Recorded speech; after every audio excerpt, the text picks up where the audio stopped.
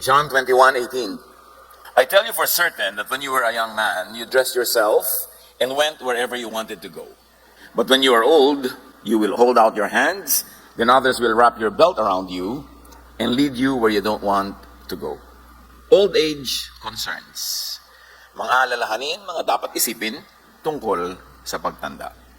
Salamat Panginoon dahil binibigyan niyo kami ng oras dito sa mundo para mabuhay at nawa sa pahiram na sandali, masulit namin ang lahat ng maganda niyong balak para sa amin. Turuan niyo kami how to live well, how to grow old well, and how to meet you in a most peaceful, quiet, and happy way. Father, we thank you and we ask you to be our speaker. In the name of Jesus, your Son, we pray with thanksgiving.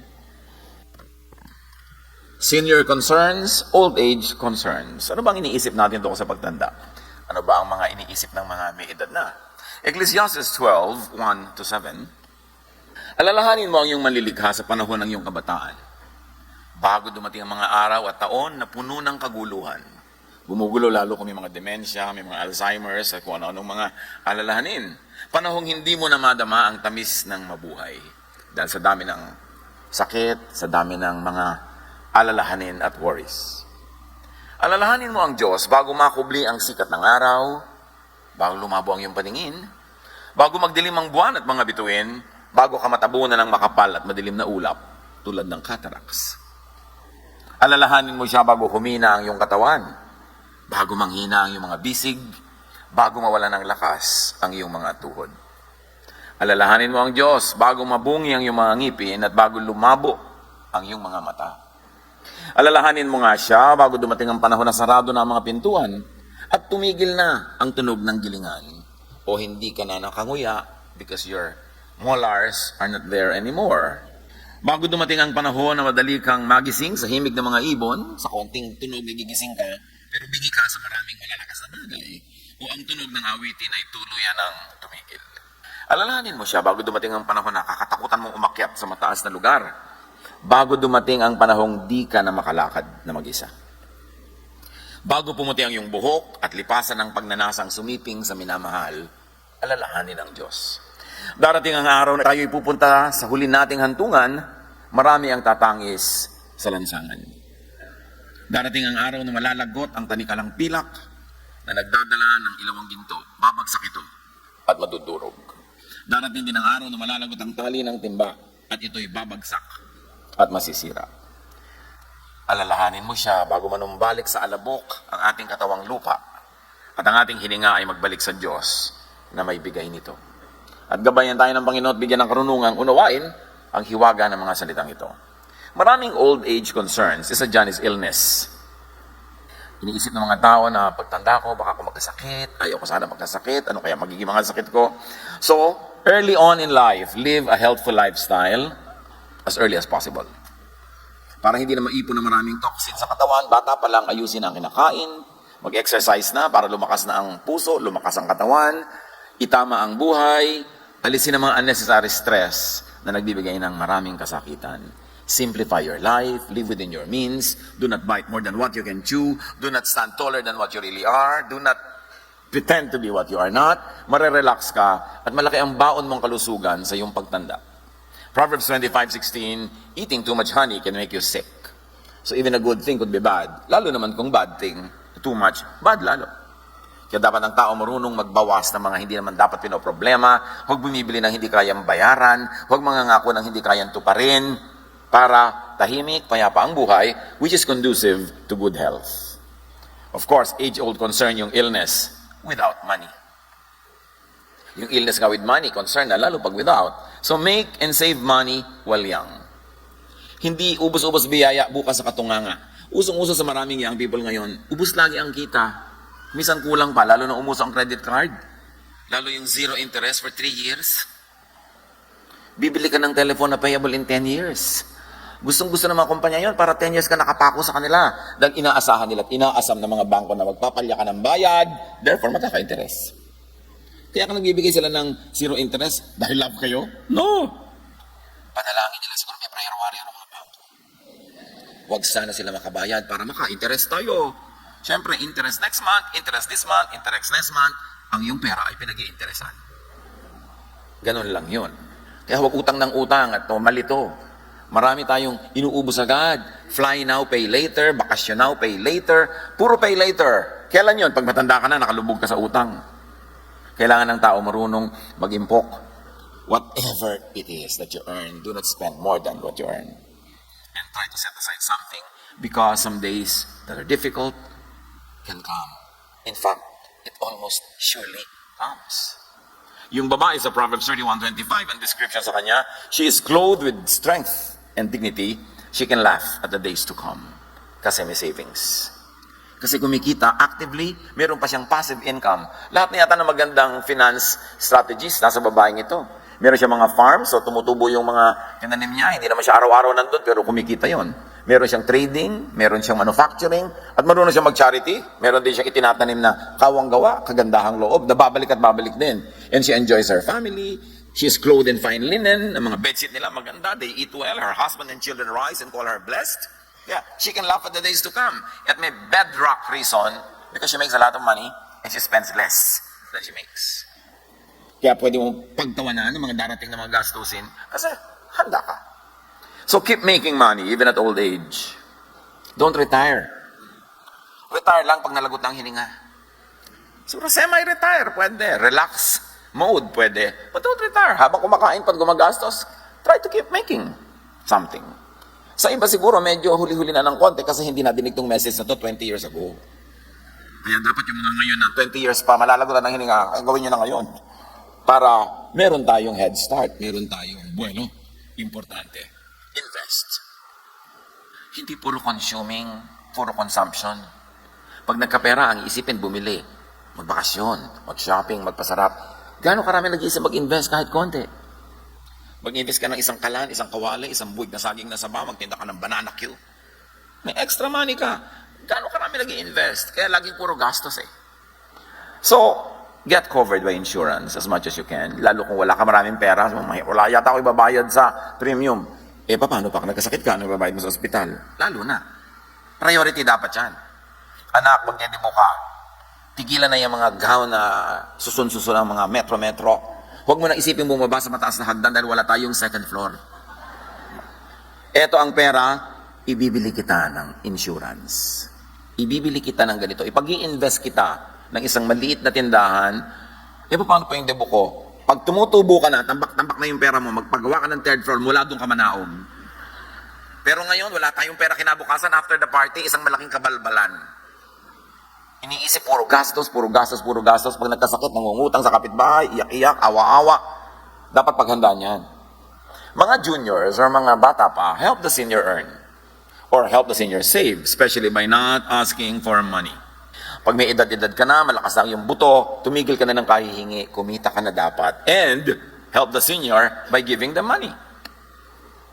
Bata ka pa, hingi ka ng hingi. There comes a time in your life when you cross the line when ikaw naman ang bigay ng bigay.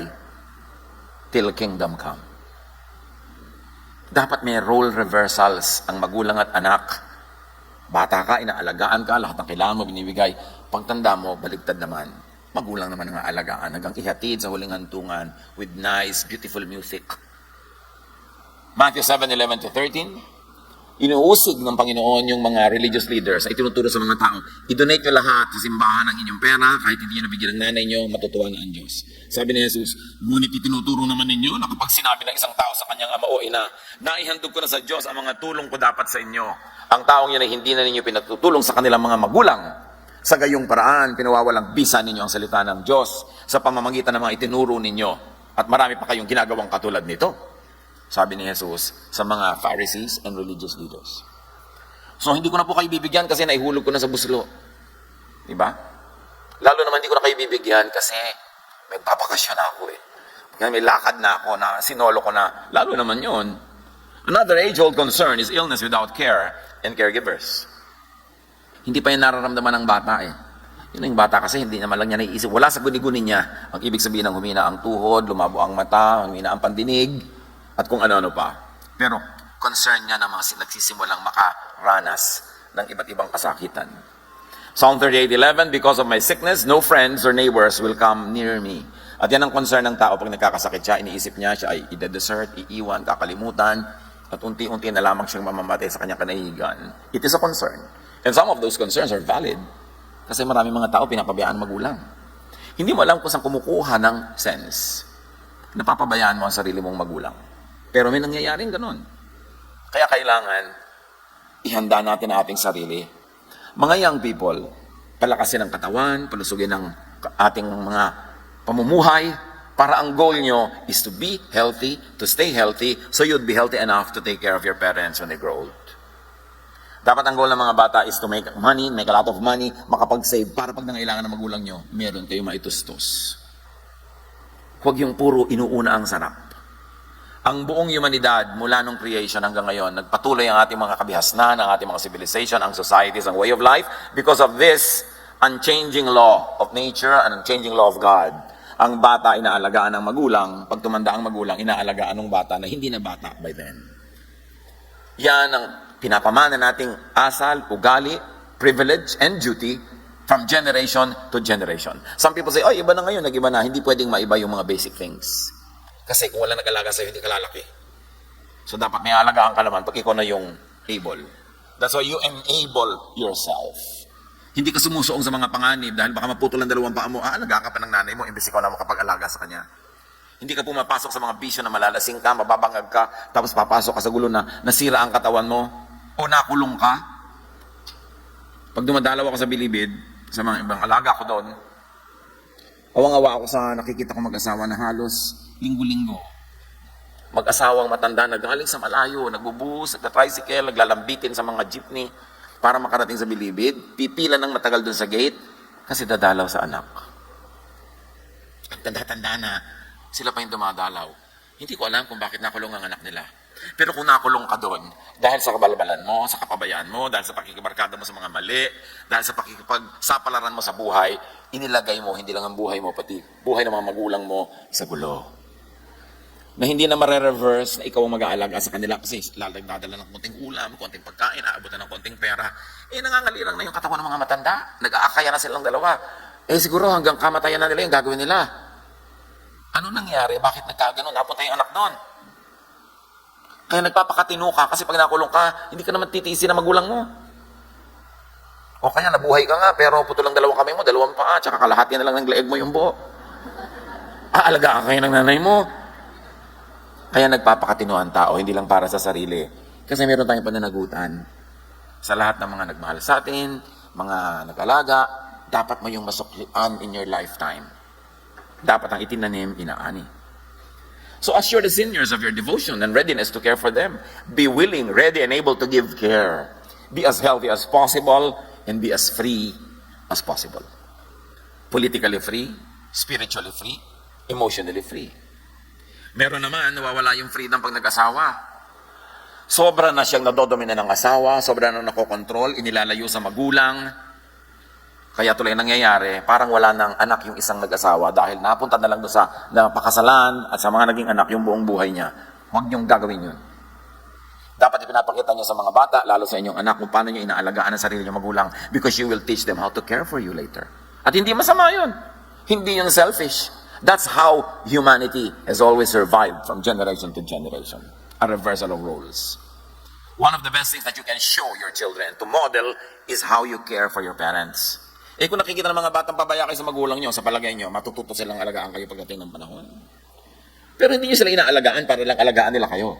Pero ganun talaga ang way of life. That's how God ordained it to be. So be as free as possible.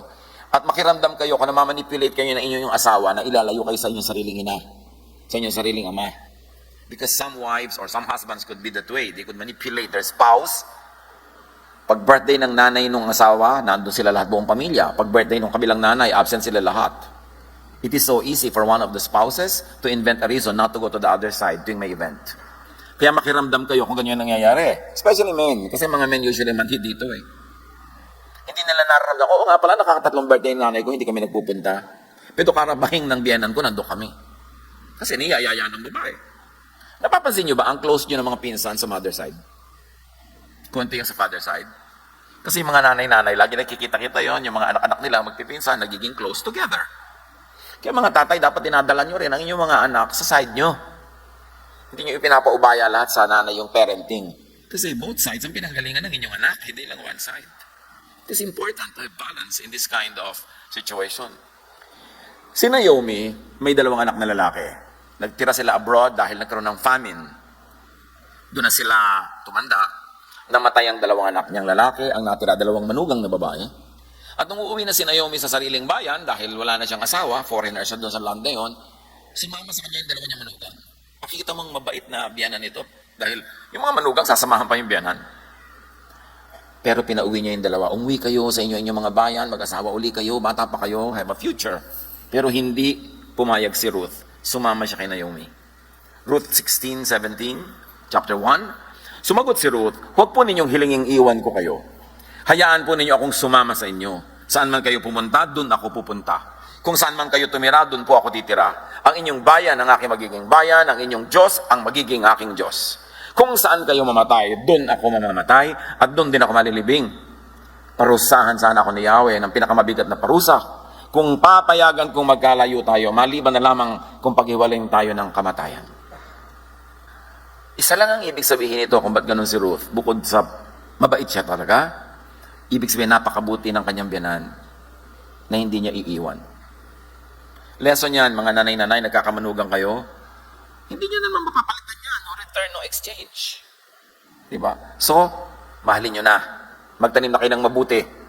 Dahil darating ang panahon na kayo sobrang tatanda at yun ang manugang nyo, katanghali ang tapat ng buhay niya, kayo naman 5:45 p.m. Kung namatay pa yung anak nyo, wag naman, nauna pa, anong yung gagawin ng inyong manugang? Meron nga mag-asawa, lahat ng buong kabuhayan, ibinigay sa isang anak, kaisa-isa, nag-asawa na yung anak, magkapamilya, namatay ang anak nila. E di ang natry, manugang. Pinalayas ni manugang ang mga biyanan niya doon sa kanilang bahay na nasa pangalanan niya ngayon. Hindi ko alam kung bakit ganun kasama yung manugang, pero ano kaya naman ang kukulang ng mga biyanan para ma-inspire yung kanilang manugang na sumidhi ang kasamaan ng loob. It takes two to make it happen. Bihira naman yung isa sobrang bait, yung isa sobrang sama. Usually, meron niyang play. So, manugang mahalin ang biyanan. Biyanan mahalin yung mga manugang para huwag magkaroon ng conflict. At yung mga manugang, igalang ang biyanan, mahalin din. Para tahimik ang buhay natin. Minsan lang tayong mabuhay sa balat ng lupa. Pupunuin ba natin ng stress? Lalo kung magkapisan kayo sa isang bahay o sa isang compound, lagi kayo nagkikita. Gusto nyo bang laging naiinis? Magmahala na lang, relax na lang. Para ang buhay sulit. Para dumami ang ligaya, lumiit ang lungkot. Dahil maraming lungkot sa buhay.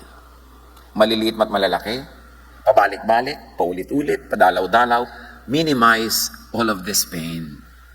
Dahil kahit hindi mo i-minimize, marami pa rin yan eh. Hindi lalong napakahirap naman kung i-maximize mo pa. Magmahala na lang, lalo't anak mo, magulang mo, manugang mo, biyanan mo, hipag mo. Ang daming pamilya, hindi na matapos ang awayan. Tuwing nagkikita-kita sila, sumbungan, paborito lang pag-usapan yung isang hipag o isang kanilang manugang, pero hindi naman natatapos yung taon-taon, ganon. Hindi ba kayo nakakalata na dapat tayo ang magwakas sa ganong system? Because we're all becoming victims of that. Magpaulit-ulit. Another age-old concern is lack of money, which is part of what we've already said. Isang propeta ang namatay. Lubog sa utang. Ang mga anak nila, kinukuha ng pinagkautangan para gawing alipin. 2 Kings 4:1. Minsan, ang asawa ng isa sa mga propeta ay lumapit kay Eliseo. Sinabi niya, ang dalawa kong anak na lalaki ay gustong gawing alipin ng isa sa mga pinagkakautangan namin. You see, may namatay lang na isa na iba na ang buong equation, na ang buong configuration ng buhay nila. Magiging alipin na yung dating malayang mga bata. Kaya nga dapat lahat tayo magpakatalino. Hindi natin alam kung ba't nabaon sa utang itong propetang ito, pero iwasan yung mga utang-utang na yan. Lalo yung may interest. Kukuha ka ng hulugan, may interest. Durug-durug na yung puso mo sa kababayad ng interest, hindi pa tapos. Live within your means. Mahirap yung maraming hinuhulugan ka na, tas may interest niya. Nalubog sa utang. Meron naman nalulubog sa utang dahil sugal. Sa isang bagsak ng die, sa isang ikot ng ruleta, nasisira ang buhay ng mga anak.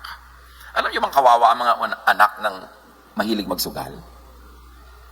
Maraming semester na hindi nakaka-enroll dahil natalo ang nanay sa kasino. Nawala na yung hikaw. Ma'am yan, nasan po ang tenga nyo? Kung naisasanla lang ang tenga. Yung mga magulang na nagsusugal, laging ninenervyos ang anak dahil baka matalo. Meron pag natalo, mainit pa ulo. Natalo na nga siya, yung pera na para sa pamilya, nawala na, siya pang mainit ang ulo. Baligtad. Yung nagda-drugs, ang tanda-tanda na, adik-adik pa. Pati mga kakainin ng nila at merong mga anak, tinatanggal ang nakakabit na oxygen sa magulang, ibinebenta yung oxygen. Hindi biro. In my 40 years of ministry, nakita ko na yata lahat ng drama. At yung pera na yan, yung pagpapabaya, yung bisyo, yung pagsusugal, yung luho, napakalaking salot yan sa buhay ng pamilya. Never get into a vice. Don't get into anything that will make you spend more than you earn. Kasi nanakawan mo ang sarili mong magulang, sarili mong kapatid, para lamang masunod ang ganitong mga kabulastugan. Lack of money is a major concern. So help by assuring them of your support. And by empowering yourself to be able to support them. Kung ikaw ay medyo 18, 19, 20, hanggang mga 30, hanggang 40, palapit ka ng palapit sa point na ikaw na ang magbubuhat sa iyong magulang, ikaw na ang magdadala sa kanila, kailangan palakasin mo ang iyong sarili, palakasin mo ang iyong income, pabutihin mo ang iyong buhay, dahil ikaw ay aasahan. At dapat naaasahan. Make money. It is the love of money that is the root of all evils, not money itself. Make a lot of money, more than you need, so that you will have something in spare for others. And help the seniors by saving for them. Gaano karami sa mga anak dito ang lihim na nagsesave para sa magulang? Hindi talaga nagtatabi ka kasi alam mo, baka mamaya gumastos yung magulang. May mga anak pa nga na yung mga magulang may bisyo, yung konti-konting madyo, konti-konting ganyan, ipinagtatabi talaga ng anak. Ano yung kahon ng sapatos na yan na nilalagyan mo ng mga tig 2 pesos? Nung araw na may papel pag 2 pesos, natatandaan nyo yun? Ay, pag humingi ang nanay, ibibigay ko sa kanya. May ganun ng mga anak. Meron mga anak na naghihingalo yung magulang, pati gintong ngipin, tinatanggal na, nay. Hindi mo na kailangan to. Osterizer ka na kukuhanin ko na yung pustis mo. Meron mga ganun. Masakit ha, pero totoo yan. So help by getting insurances for your elders when you can. Yung mga bumibili kayo ng memorial plan na marami. Sabi, ay, knock on wood, pastor. Sabi, alam mo, kahit mapudpud ang kananak mo dyan, mapudpud na daliri mo, the people around us will pass away. Tapos lungkot ka na, di wala kang kabaong, pupunta ka sa supermarket, maghahanap ka ng malaking Tupperware. Ita-Tupperware mo ang nanay mo. Dahil wala ka malang naihanda. Pagkatapos, ipinatong mo na lang sa isang nicho doon sa ibabaw at iniwan mo na doon, kaya patong-patong, kasi wala kang preparation man lang. Alam mo naman na ang tao mamamatay eh. Hindi ba talaga pwede paghandaan yan kahit paano? Tapos yung mga hindi makapaghanda sa ganon, laging may handa tuwing birthday. Laging may handa pag may anniversary. Laging may handaan, may kainan, pero pag namatay, ni walang pang-ataol. Pag nagkasakit, ni walang pambili ng anumang gamot. 1 Timothy 5:4, subalit ko ang isang byuda ay may anak o apo. Sila ang unang dapat kumalinga sa kanya bilang pagtanaw ng utang na loob, sapagkat ito ang nakalulugod sa Diyos. So yung nanay mo, yung lola mo, lolo mo, pananagutan natin lahat yan. Turuan ng mga bata maaga pa lang. Pagpupunta kayo sa mga lamay at libing, kasama sila para makita nila mga kamag-anak, sino ba, ano ba mga pananagutan ng isang matinong tao. Hindi yung paglagpasyal sasama, pero pagpupunta sa mga kamag-anak, dadalaw sa may sakit, ayaw sumama ng mga bata. Dapat sila kalad ka rin. Isama sila. This is life. And you're going through this, and you'll get into this sooner or later. You might as well know how to live life correctly as a human being. Bilang isang responsable at kagalang-galang at gumagalang na tao. Aloneness and loneliness is another concern. Isang sign na nagkakaedad ka na, mas dumadalas ang punta mo sa lamay at libing kaysa sa party. Kasi nagkakandalaglagan na lahat yung mga tao sa paligid mo, nagtutumbahan na, dumadami. And of course, it causes a lot of emptiness. It creates so much empty space. Kaya kayong mga anak, mga apo, mga manugang, dapat lagi nyo sinasamahan ng mga matanda. Lalo yung may namatay silang kapatid, may namatay silang pinsan, may namatay silang mga kababata. Pagkalibing, huwag kayong umalis ng bahay, samahan nyo sila. Dahil siyempre, nagdadrama yon. Hindi naman laging aaminin na, anak, huwag kang umalis, nalulungkot ako. Pero dapat ikaw na lang, anak, ang makiramdam. Alam mong may libing, merong ina namatay, tapos layas ka ng pasyal ka ng pasyal. Hindi mo ipasyal yung magulang mo na maaaring nagdaramdam, nangungulila. Kaya sabi sa Psalm 71:9, don't throw me aside when I am old. Don't desert me when my strength is gone. A real fear, a real concern of people who grow old. 1 Kings 1:1-4. Matandang-matanda na noon si Haring David. Kahit kumuta ng makapal, giniginaw pa rin siya. Kaya sinabi ng kanyang mga lingkod, kung ipahihintulot po ninyo kamahalan, ihahanap namin kayo ng isang dalaga na dito titira at mag-aalaga sa inyo. Matutulog siya sa tabi niyo upang bigyan kayo ng init. At naghanap nga sila sa buong Israel ng isang magandang dalaga, natagpuan nila si Abisag. Siya'y kanilang dinala sa hari. Tumira siya sa piling ng hari at inalagaan ito. Ngayon, bago kayo mag-ambisyon mga Ginoo, hari ba kayo? Kung hindi, yung mga anak niyo, mga pamangkin ninyo, at yung asawa niyo kung buhay pa. Pero ang point dito, mga kapatid, ginawa nila ng paraan na yung hari ay mabigyan ng ginhawa. Help by assuring them and providing them with your presence, your companionship. And if you could not be there because of work, because of whatever reason, make sure that somebody is there. Kaya magandang ambisyon ng mga anak, kumita ng malaki para kung hindi nyo babantayan na magulang nyo kung may sakit, makapagbayad kayo ng caregiver. Pero huwag lang iasa sa caregiver, iba yung personal attention ng anak. Pero at least kung wala ka, meron man lang nag-aalaga. Ruth 4:13-15. Di ba si Ruth sumama kay Naomi sa sariling bayan ni Naomi? Doon siya nakatisod ng isang matanda, mayaman at mabait. Kala niya madaling mamatay. Mabait. Napangasawa nga ni Boaz si Ruth at inuwi sa kanyang tahanan. Pinagpala ni Yahweh si Ruth, kaya ito'y nagdalang tao at nanganak ng isang lalaki. Sinabi ng kababaihan kay Naomi, purihin si Yahweh. Binigyan kanya na sa araw na ito ng isang apo, nakakalinga sa iyo. Kita niyo ang pagtingin ng mga tao ng araw sa apo? Kakalinga sa lola. Hindi makulit. Hindi apo na huhudutan yung lola. Wow, may apo ka na. Maging tanyag nawa sa Israel ang bata. Yun ang gusto na matatanda sa bata, maging tanyag, maging famous, hindi infamous, hindi notorious, para maging blessing sa lola. Maghatid nawa siya ng kaaliwan sa puso mo at mag-alaga sa iyong pagtanda. Yan ang age-old role ng mga apo. Hindi yan dapat binabago. Kasi si apo, tatanda rin at magkakaroon ng apo. Ano mangyayari sa kanya kung naging wala siyang kwentang apo? E di ganun din ang igaganti sa kanya ng buhay dahil kung anong tinanim, siyang aanihin.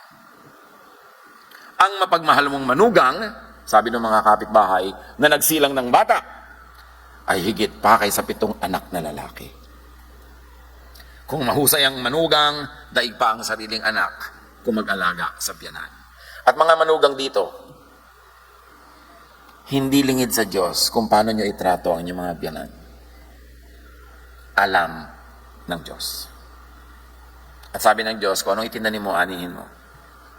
Kaya mahalaga, yung mga impaktitang manugang dyan, magbago na kayo.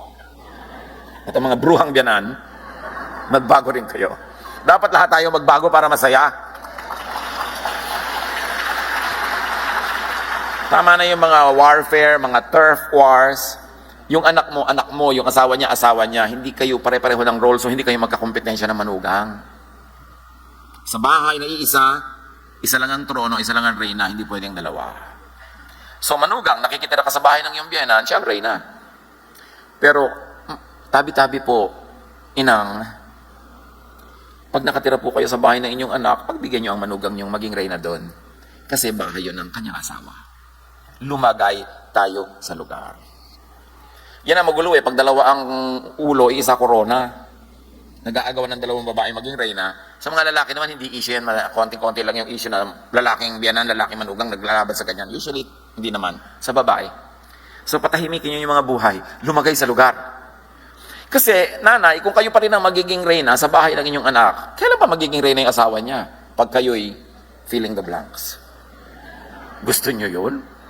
Dapat buong puso nyo na ibigay yung corona para kayong Miss Universe. 1 year lang talaga yan. Tapos ibigay nyo na. Para tahimik ang mundo. Another age-old concern is vulnerability and helplessness of some loved ones. Minsan maayos naman yung matanda, pero meron siyang isang anak na napakagulo ng buhay, meron siyang isang apo na ubod ng hirap ng buhay. dinaramdam din yun na matanda. Inaalala din niya. Kaya si Jacob, parang paborito niya si Joseph. Genesis 37:3. Jacob loved Joseph more than he did any of his other children, other sons.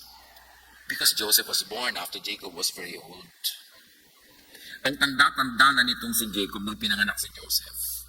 Kaya sobrang pabor ang binibigyan niya kasi alam niyang hindi umabot sa kanyang kabataan yung anak na yon. Hindi yun umabot sa kanyang katanghaliang tapat ng pagkita ng pera at maaaring hindi na niya makita ang pagtanda ng batang ito kaya pinipilit niya mag-makeup. Parents are like that. Meron ka 3 mga anak na mabunga pero merong isa doon na walang kabunga-bunga, inaanay pa mga sanga. Inaalala mo yun, lagi mo yung pinagdidilihensya sa ibang mga anak. Ang kapatid nyo, bigyan nyo naman.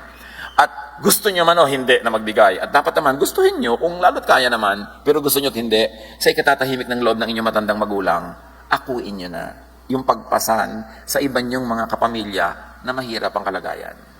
Pag nakita yun ng matanda na inaako mo yun dahil kaya mo naman o dahil kinakaya mo, luluwag ang dibdib niya. At the end of the day, siya yung magbe-benefit. It's something good to do to our parents and for our parents. Pwede mo sabing, Nay, huwag niyo nang alalahanin itong kapatid ko na to. Sige, ako nang bahala sa kanya. Magpahinga na lang kayo dyan lagi. Mag-relax kayo. Ako na ang aako. Yun ang maganda. Yung kunin mo na sa kanya yung pagkamagulang. Kasi even ang pagkamagulang, dapat meron din niyang semi-retirement. Hindi habang panahon siya ang magpapasan ng lahat. Help by strengthening yourself para hindi ka na problemahin. If you are okay, maayos ang buhay mo, you are one less problem and you are one more solution. That's your love gift to your parents. Proverbs 13:1, children with good sense accept correction from their parents, but stubborn children ignore it completely.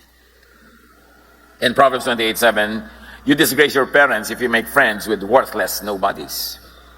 Nakikibarkada ka, nakikisangkot, nakikiisa ka sa mga taong magugulo ang buhay, madadamay at madadamay ka sa gulo, at pag nadamay ka, kasunod na madadamay ang iyong magulang. Kaya alang-alang sa kanila, pinipili mo kung sino pinakikisamahan sa buhay. Proverbs 29:3, if you love wisdom, your parents will be glad. But chasing after bad women will cost you everything. Kawawa yung mga ina ng mga anak na lalaking mga sobrang mga palikero, mga sobrang mapaglaro sa buhay, kasi laging may uwing problema sa magulang. Ang magulang busy-busy. Either naghahanap sila sa anak nila sa presinto, sa ospital, o sa morgue. Gusto nyo ba na nangyayari sa magulang nyo yun? Lagi nag-aalala? Yung mga batang lagi na lang mga hating gabi na nasa lansangan pa? Pagka nasita mo pa, magagalit? Mga bata at mga kabataan, alam nyo ba kung anong mga guni-guni ng mga magulang nyo habang wala pa kayo sa bahay? Naiisip lang nahulog kayo sa tulay, nasagasaan kayo ng tren, kahit mabagal ang tren. Nasagsa kayo at ni-rape kayo. Kaya lalaki kayo babae na rape. Kung ano-anong naiisip nila. Kaya pag dumating kayo sa bahay, gusto na sabihin, anak, salamat, buhay ka pa. Pero siyempre sabihin, go, umuwi na, gawin na, umuwi ka pa. Siyempre, galit-galitan lang yun, pero actually, happy-happy ang parents yung umuwi kayo. Kaya pag pinapagalitan kayo, pasalamat kayo. Mas mahirap nun yung kahit kailan ka nalang umuwi, wala man lang nakagalit sa'yo. Nobody cares. Mahirap magalit, mahirap maghintay sa anak na wala pa sa bahay. Kaya kung meron kayo ng respeto sa mga magulang ng inyong mga kaibigan, sabi nyo, mag-uwian na tayo, yung nanay mo nagwo-worry. Diba? Eh, ang nanay mo hindi, wala pa nga siya. Pero yung mga magulang na nasa bahay, nag-aalala lagi yun. Kaya importante, iginagalang natin, pati ang pag-aalala nila. Proverbs 28:24, if you cheat your parents and don't think it is wrong, you are a common thief. Because your parents are entitled to many things that could come from you. Especially your time, your attention, your respect, your consideration. So help by assuring them of your willingness and ability to help those that they are concerned for. Yung mga concern nila, concern nyo na rin. Meron ako isang taong kilala na, the best lines na lagi niya sinasabi na ang sarap sa tenga, sige ako nang bahala. Ang sarap madinig. Sige ako nang bahala. Meron namang, bahala ka na sa amin. Lagi na lang ako bahala sa inyo. Di ba? Kailan ko kaya marinig yung, sige ako nang bahala. Para kukunin mo yung problem. Meron isang old song, ang ganda ng line, sabi gano'n, lay your troubles on my shoulders. No? Put your worries in my pocket. No? Ang ganda nun, yung sabi mo, magkano problema mo, nanay? Nay, ano problema kayo? Magkano? Di ba? Ang sarap. Marinig yun. Magkano problema nyo, nanay? Pero ni nay, magkano pa meron kayo dyan? Anak, ang tanda-tanda mo na. Di ba? Pero yung magkano problema nyo? Ang sarap marinig. So ikaw, titibayan mo ang sarili mo para kaya mong bili ng problema ng nanay mo. Hindi ikaw pa yung problema. 1 Timothy 5:8, ang sino mang hindi kumakalinga sa kanyang mga kamag-anak, lalo na sa mga kabilang sa kanyang pamilya, ay tumatalikod na sa pananampalataya at mas masama pa kaysa sa isang di mananampalataya. Meron tayong banal na tungkulin na magtulungan. And of course, another age-old concern is death and afterlife. Usually, it's not really the dying that worries old people, but the way they'll die. Baka mamatay na lang sila ng puro bed sores, puro ganito, puro ganun. So, kailangan na-assure natin yan. Ang Diyos, ang blessing niya kay Abraham, na dapat ay blessing natin lahat para sa isa't isa. Genesis 15:15, Abram, you will live to an old age and die in peace. Curled like a shrimp in your bed. Not worried about many things. Surrounded by your loved ones. Napakasarap na ganun ang ating exit from this planet. So help by preparing them spiritually and emotionally to face death. And usually you help by taking away their worries from them. Ecclesiastes 11:8-10. Even if you live to a ripe old age, you should try to enjoy each day because darkness will come and will last a long time. Be cheerful and enjoy life while you're young. Do what you want and find pleasure in what you see. But don't forget that God will judge you for everything you do. And I always add that this judgment is on automatic, not on manual. God does not have to go down from heaven to punish you for the wrongdoings that we do. Everything is on automatic. It was set during creation. So when you do wrong, automatically you harvest. When you do right, automatically you will harvest. Sabi, yun ang ibig sabihin lang ng don't forget God. Kasi pag may ginawa ka mali, may bayad dyan. So mag-enjoy ka sa tama. Mag-enjoy ka sa correct, sa balanced. Rid yourself of all worry and pain because the wonderful moments of youth quickly disappear. So live to the fullest all the time, every time possible. And when your parents are old, help them, enable them, support them to live to the fullest. Let others, especially your elders, make the most of time so that they will make the most out of whatever time is left. And when God takes them, when they breathe their last, give them a nice send-off. Not sad, but grateful that you were given the chance to share good times together. That's the only way to meet your Maker, yung meron kang peace. And that's the only way to send off your loved ones to the Maker, to our God, our Maker, by making their life as peaceful, as quiet, and as fruitful as possible. Panginoon, salamat. Mga magulang na binigay mo sa amin, ang mga taong tumulong sa amin sa aming paglaki, mga kamag-anak, kung sino-sino pa, turuan mo kaming tumanaw ng tama sa kanilang mga ginawa, at baligtarin naman namin ito kung sila'y matanda na. Turuan mo kami, Panginoon. At sa mga nasa katandaan na malapit na Panginoon na humarap sa inyo, wala nang masyadong maraming time para i-correct pa ang mga nangyari at mga nakaraan. Turuan mo kaming tanggapin kung ano man ang naging bunga nito at buong payapa at pagmamahal naming tanggapin ang dealing mo sa amin. At kami, Panginoon, to make the most out of whatever time is left. Father, teach us. Pagbulay-bulayan natin ang mga bagay na ito at i-apply sa ating mga buhay.